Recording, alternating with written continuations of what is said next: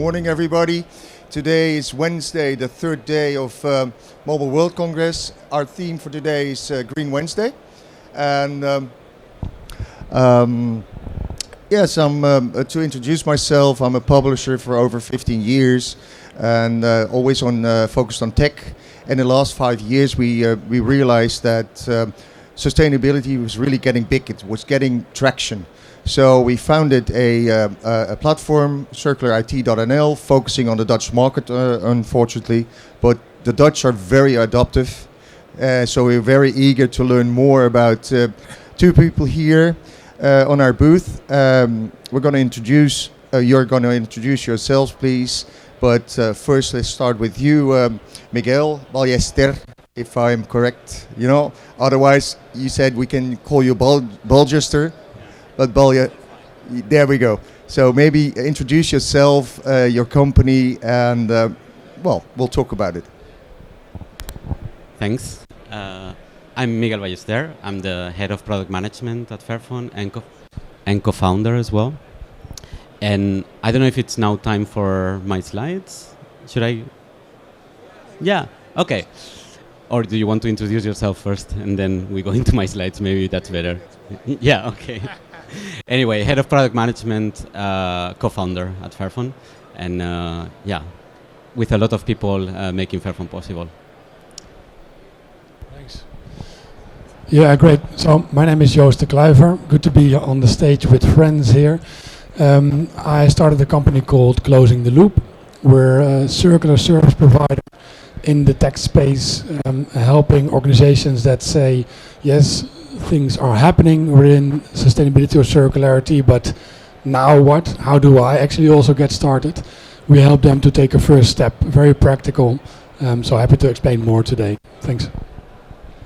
Right. Well, let's start with you, Miguel. Please, what is the company about? I learned that you founded it around 2013. And well, what was the reason for doing so, for stepping into this business? Curious. Sure, I'll show you. I have some slides with me as well. So if we can go into the first one. So we are here in the MWC, and you see a lot of phones. And I don't know if you ever realized that actually around 1.4 billion phones are sold every year, which is a lot if you consider that we are 8 billion people in the world. From this 1.4 billion, we use them around a little bit more than 2 years. Of course, depends a little bit where you look the studies, but around 26 months. And what happens with these devices, only 15% are actually recycled. So this is, you can imagine, and Joost will talk about it as well, this is a big heap of electronic waste. And why is this important? Next slide. Because that's a lot of CO2 emissions as well. So actually projections say that ICT will have fundamentally a big chunk of all the CO2 emissions in the world will come from ICT. So there are some projections that go up to 15%, as you have in the graph. And why smartphones, or why we chose smartphones, is such a personal device, so close to the heart of people. If you want to talk about sustainability, there's nothing better than use a device that people can relate to, and that's why. And on the slide, you also see that actually the CO2 emissions that are coming from smartphones are also increasing. So Fairphone started in 2010 as an awareness campaign, really, uncovering all the unsustainabilities behind smartphones. That's Bas van Abel, our founder as well. And next slide. Little by little, from 2010 to 2013, we became a company with the mission of establishing the ethical electronics and consumer market, and like that, motivate other companies to move into this space. So, and how we do this? We raise awareness on the issues in the sustainability issues in the industry. We set an example with our projects and our products. And with that, we motivate the rest of the industry. So we convince other companies to join some of our projects.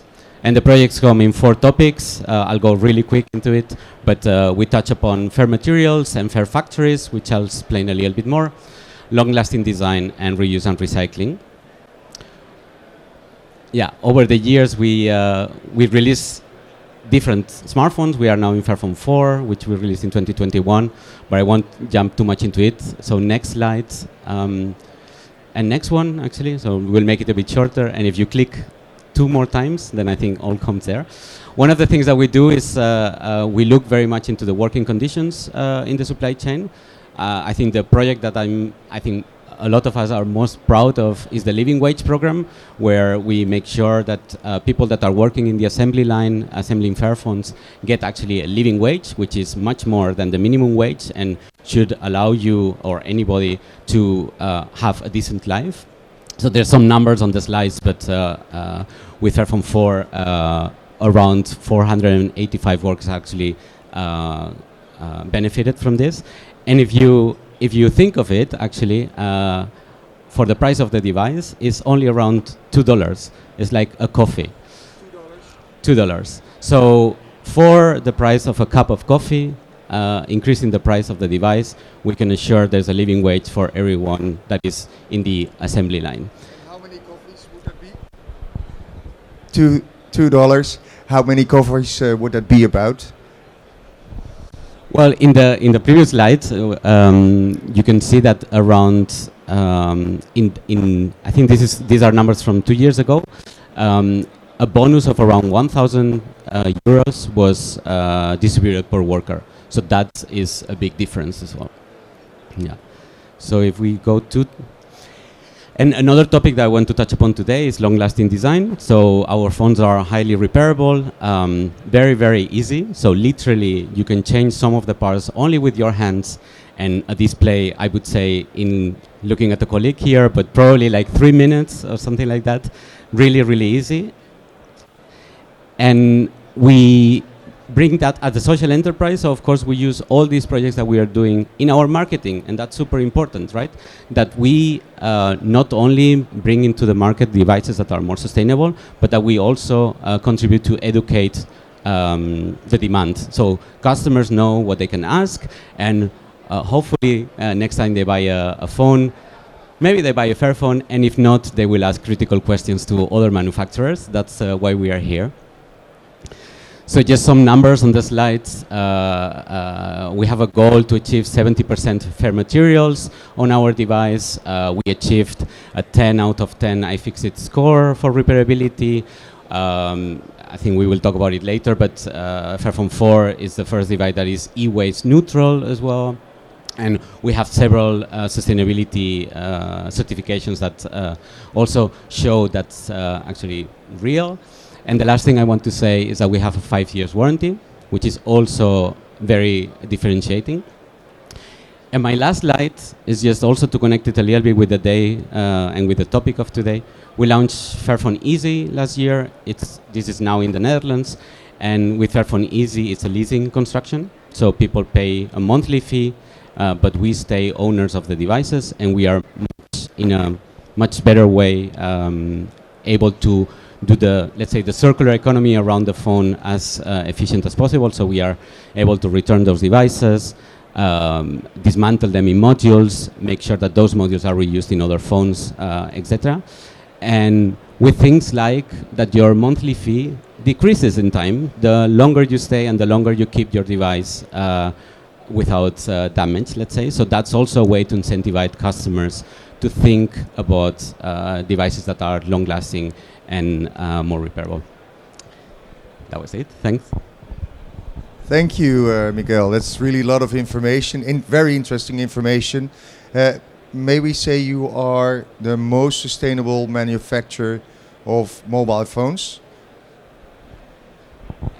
I am too much into the topic. I'm too critical. I would say yes, I want to be proud and say yes, but sustainability has a lot of grace. And what I say, we are the manufacturer that talks most about sustainability and that uncovers most of the issues and bottlenecks of sustainability, which is something that we all together need to work on. So a true innovator on sustainability in the phone business. Well, we'll be talking about some more questions I have. By the way, your presentation, I guess, will be on our website, nlmwc.com. We'll get that for all the readers and listeners. Good.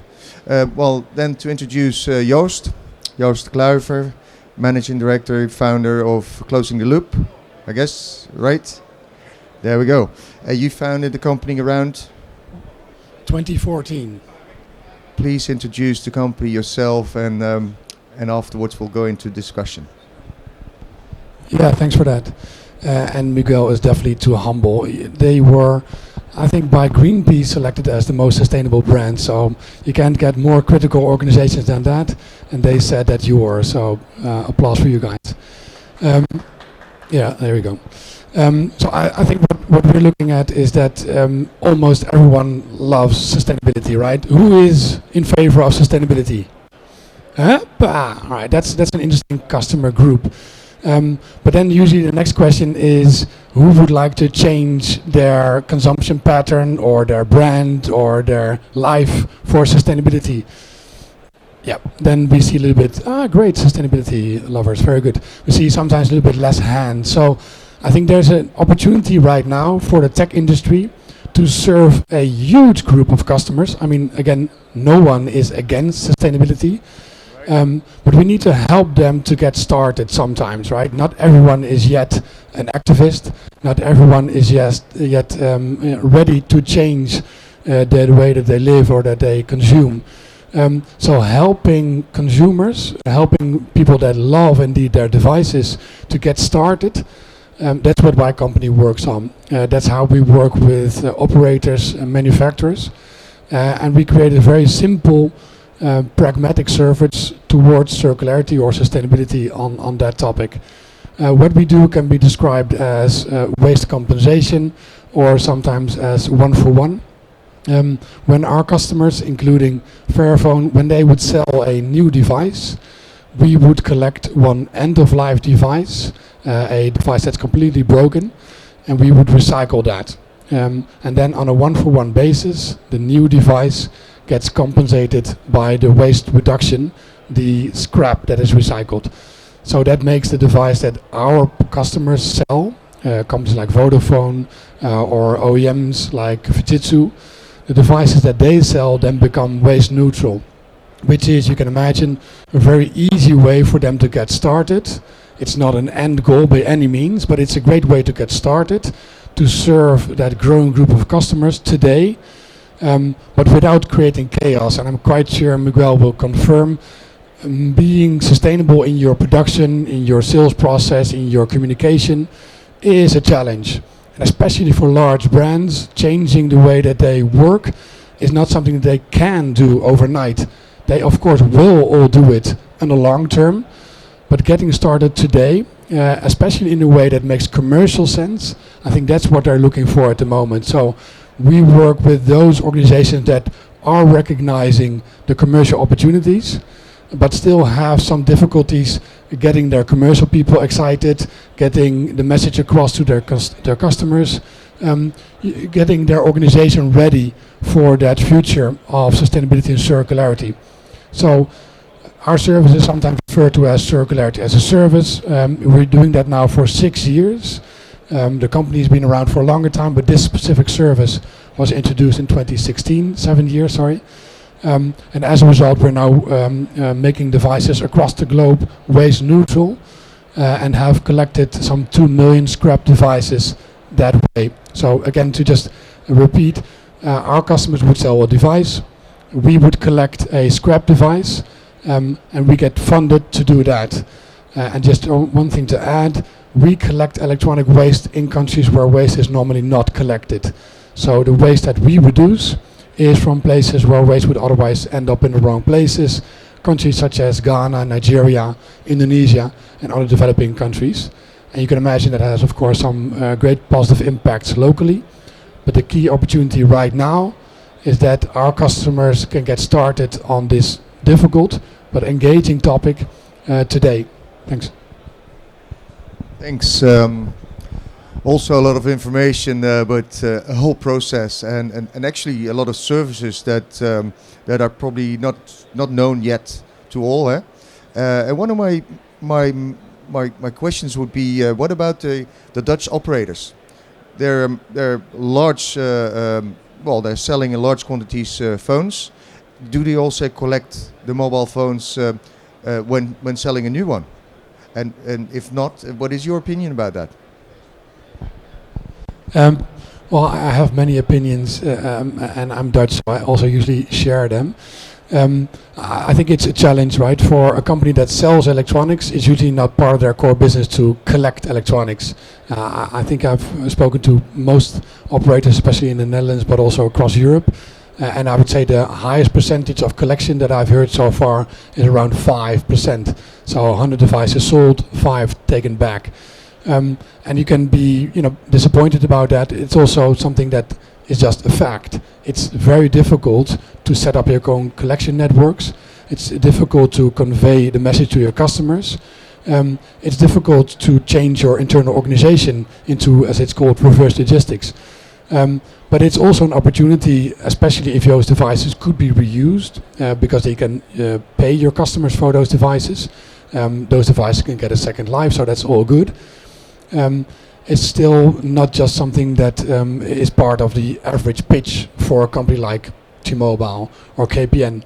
I think almost every company now has a trade-in program, but I think the trick is to make it part of every message that they convey, because it needs to be a bit of a no-brainer that every customer hears it, regularly, and that it's very easy also for customers to hand in their devices. But most of all, that it's appealing. So that either they get a great price, or they get a great service or a great story. And I think that's also where companies like Fairphone come in. They of course have one of the best stories to share, and that's probably also why they're most successful in trade-in. Thanks, Joost. So it's a big shout out to operators.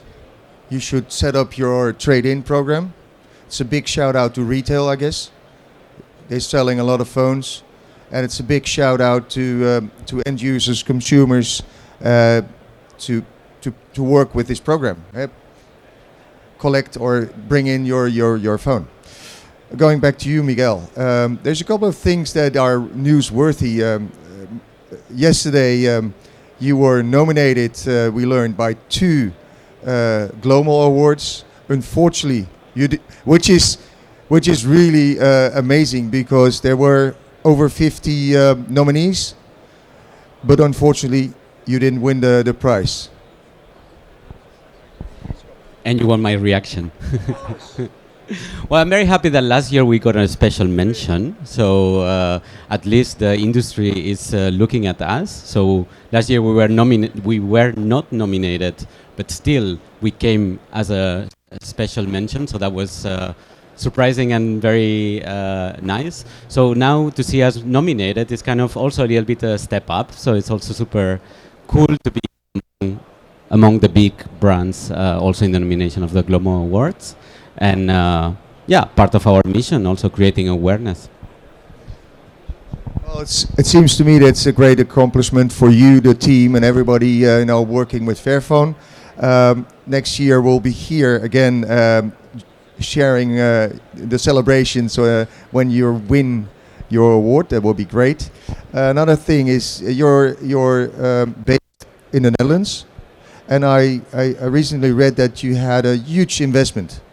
Can you tell me some more about it?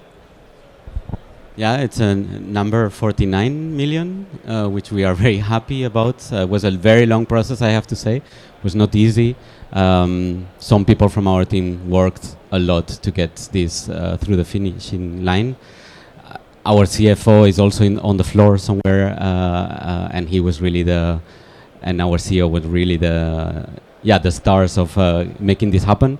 So what can I say? Social impact investments. Organizations that are really there to support with money to companies that are in the social entrepreneurship space and sustainability space, and also very happy to do so with a very clear mission that is not going to change and that they support. Also very happy to see that they see that as long as we do very good in our impact, we will do very good as a business as well, and that our brand value will also increase. So that's exactly why we started Fairphone 10 years ago, and that's where we are step by step getting into. Yeah.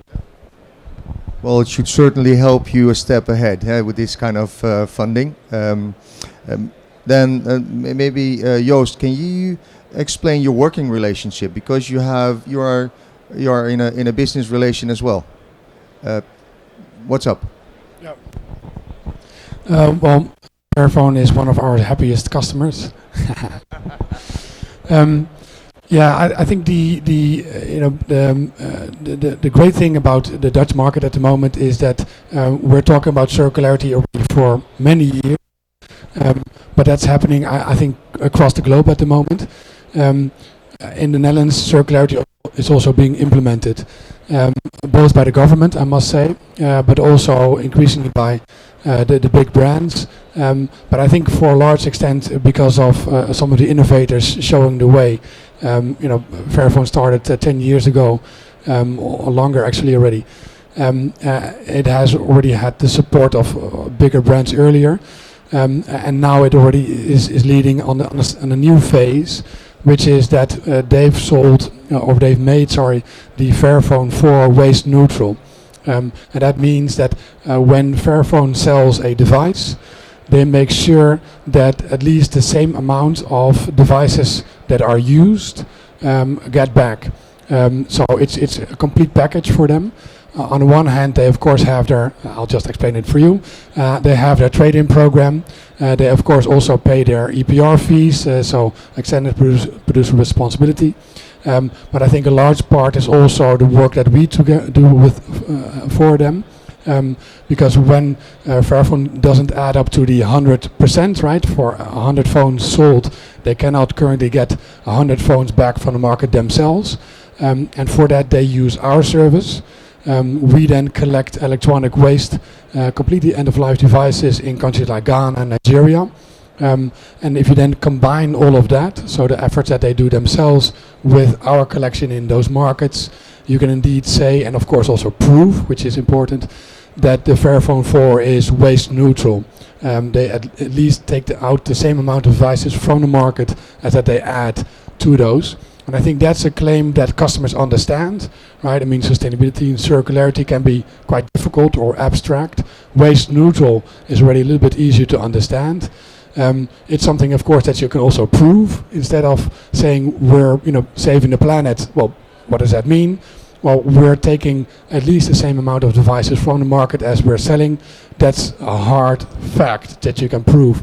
So I think the understandability of this service, the fact-proven element, but also the fact that this is a service that is certified, used by and promoted by organizations like the UN, TCO Development, which is a credible industry expert. That helps to, I think, use this as not just a green service, but also something that customers understand and appreciate. So, yeah, we collaborate on that one. Thanks. Well, sounds like a perfect working relationship, eh? Two innovators, work for, push the sustainability goals. What about the next steps? What is the next step for Fairphone? What kind of news could you bring us about that? Yeah. Tricky question always. I leave products on the side. I'll talk more about Fairphone as an organization. I think we have been building in the next 10 years a good basis. Now we are focusing on gaining brand awareness, which is very important. So we have a good system, we have a good mission, but now we need more people to get to know us as well. And part of the investment will go into that as well. So we are going to make sure that we grow further in Europe, which is very important for a social enterprise with an impact goal, because we also need to grow to a minimum volume in order to make sure that suppliers want to work with us, make sure that innovations are possible because there's a certain volume behind.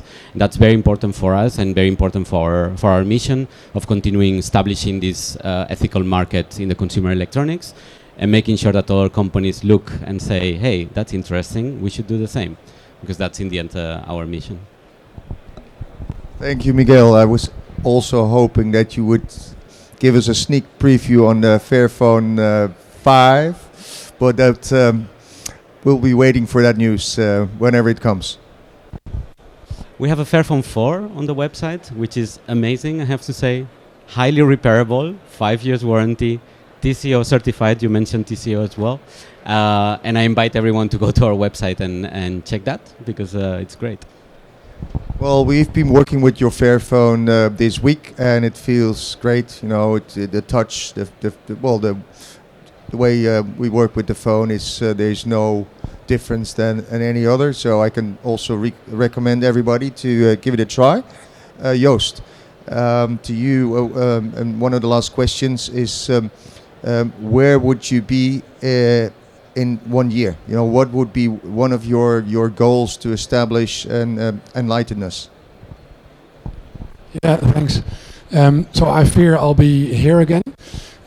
Hopefully not talking about circularity on a small stage, but with a big stage, because we're seeing that customers appreciate innovation, and sustainability and circularity is just an innovation. It just happens to be an innovation that impacts us all, that has a lot of great benefits, and not just for the individual, but also for the greater cause. So I think we're getting to the phase that commercial teams start collaborating with the sustainability teams, creating propositions that have a great story, that have great customer benefits, and that can really elevate a brand, as it had elevated Fairphone, as we're seeing also some operators now using the story of sustainability, and also manufacturers even bigger than Fairphone are now recognizing this. So we're of course very much seeing this as an opportunity for us, because not everyone still knows how to get started, how to take a first step, how to create something that triggers their customers to indeed come on board for the journey towards sustainable tech. So I'm hoping in the next few years we'll launch more partnerships, as we did, for example, 3 weeks ago in Japan, with a large manufacturer that has also made their device waste neutral. I'm quite sure, thanks to innovators like Fairphone promoting the message. And we're doing the same now with other service providers like Vodafone. We've worked with T-Mobile, for example, all because this is becoming a service that allows you to be better than your competitors, to make your customers happier, and to just have a story that's more than just about specs and price. So I think I'm hoping next year we'll be sharing that on a larger stage. Thanks. Thank you, Joost. We really have to wrap up. It's a 30-minute talk, and talking to you guys now, we could talk for hours about it. By the way, you're invited to my own meetings in the Netherlands. There's 3 network meetings, so every quarter. And at the end of the year, we have our annual conference, internationally focused Dutch market, but also, of course, international partners coming up. So most welcome then. Miguel, thank you very much. Joost, thank you very much. We'll be talking again. For now, we close this session. This afternoon we'll be talking to 2 other guests. One would be a rep from Air Cision, and the other one will be from Capgemini, both also innovators and very active on the topic of sustainability. Thank you very much for now.